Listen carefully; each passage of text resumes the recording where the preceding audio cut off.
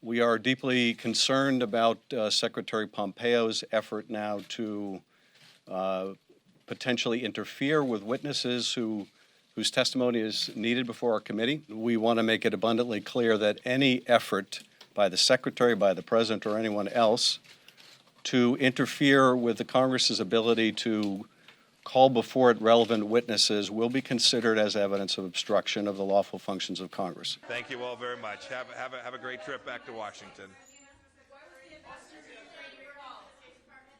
We'll have to decide whether to litigate or how to litigate.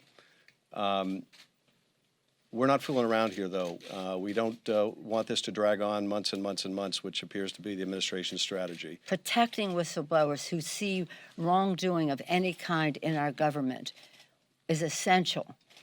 The president probably doesn't realize how dangerous his statements are when he says he wants to expose who the whistleblower is and those who may have given the whistleblower that information.